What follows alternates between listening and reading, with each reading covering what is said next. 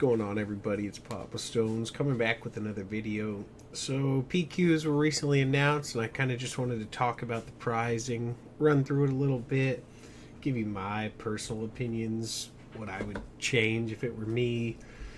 But yeah, we're going to talk about it. Like I said, PQ's coming up. I think they start in January.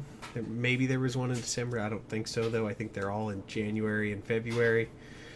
So we got your participation invisible hand and your top 16 for finalist champion of Tranquility. Personally, I think that these should be swapped. If anything, like a minor adjustment that would be easy to change. I think Invisible Hand's a cooler card, has more actual playability. So it'd be nice if those were swapped. It's like a bare minimum change, but the Invisible Hand's nice looking. I might try and pick a couple of these up. Then you got the PQ top 4 token for whatever, top 4, like I said. Still think these are kind of lackluster. They're kind of cool looking. Somebody at our locals got second at the last one. He has one of those. It's not terrible, honestly, but I don't know. And then last but not least, you got the champion mat here. Personally, maybe it's just the red background also on top of it, but I feel like I don't like the way this looks. Maybe I'm tripping, but still it's a mat with a big champion. So here's my gripes with the pricing. I mean, granted, stores will also probably, like last time, they'll give away boxes and stuff for the top players and stuff as well. Hopefully, right? To make up for this just being it. But we're going to start back at the beginning.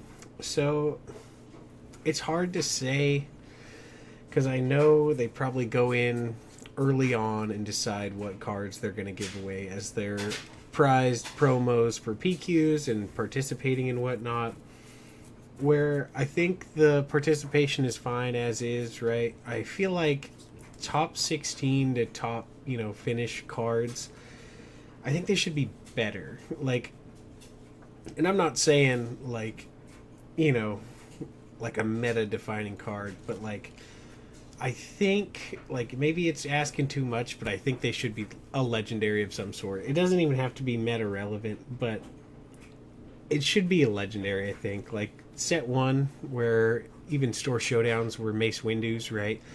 Like, it gave people access to legendaries who are just good players that don't want to just buy legendaries for their collection if they aren't going to use them or whatever it may be. But you should be rewarded for performing well, right?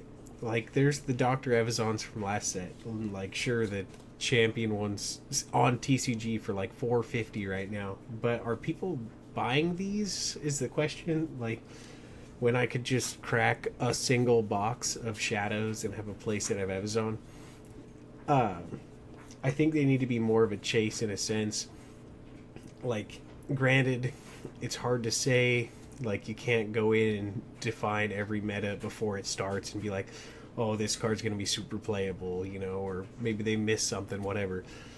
That's why I think at least the top 16 should be a legendary, right? Because if it is, you get some actual value out of it.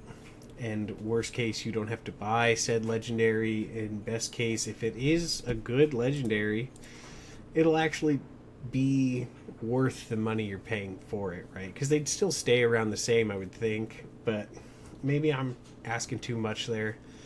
But I would definitely change that.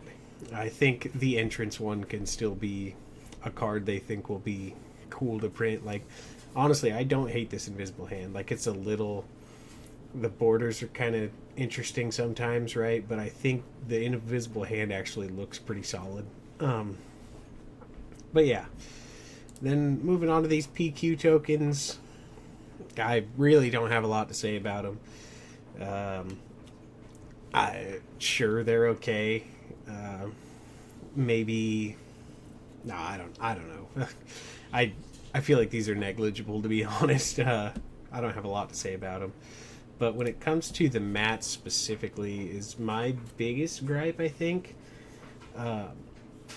Most maybe not most, but some card games, generally, when you go to events like this, it's like playmats for top 8 or top 16.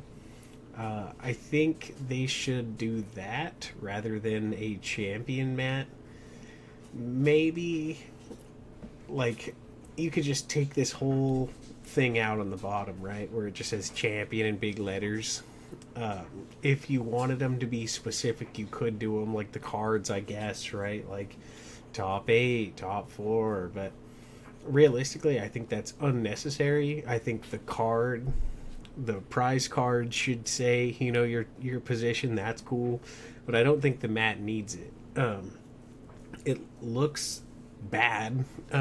Personally, I think it's just big bulky letters in the corner of the playmat, but I feel like playmats are like the best thing to give out, if you ask me. Just because, like, say you get your prize cards, right, and they're not played in what you're playing, people will never see them. Just sit in your binder. Whereas if you have the mat, you're just going to use the mat, right? Like, or sell it, I guess. But realistically, people will use the mat because they like it, and it shows that they had a top at a big event. I think one playmat is not enough. I'd say they should be top 8 playmats.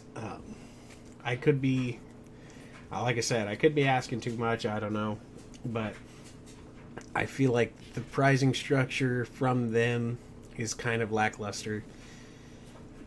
But I don't know. It's all up for debate, to be fair. Like at our PQs, it was, everyone got the entry. If you made top 8, you basically got boxes of the last 2 sets, which is nice, but that was up to the store's discretion. It wasn't something PQ related. Like, I feel like it could be better involved, I guess. I don't know. This is kind of just a tangent I've been thinking about lately. I'm still going to the one up in Portland in January at some point. I was planning on maybe going to the Washington one, but we're kind of at the same spot as the last PQ, where you basically have to get first to make it feel great, right? Like, I mean, if you get second, third, fourth, fifth, sixth, seventh, eighth, sure, it's not bad, right? You still get the boxes and stuff from the stores and whatnot, but the prize cards for spending your whole day there don't entice me personally enough. However, I get why people do it. Maybe I'll still consider it, I'm not sure, but we'll have to wait and see. It's probably already sold out, to be honest. I know a lot of stores put up their things and sold out fairly quickly, or are very close to selling out, and I don't want to commit to something 3 months down the road that I am not even sure if I'm like 100% sold on, because I'd have to make a weekend out of it, But that's it for me. I just want to do a short little video talking about this. Let me know what you think. Let me know if you think the pricing's fine, if you would change it, what would you change it to, whatever it may be. Yeah, I'm open to any discussion. If you think I'm right or if you think I'm wrong, just feel free to let me know, and make sure to subscribe to the channel if you're new. Catch you guys in the next one. Peace.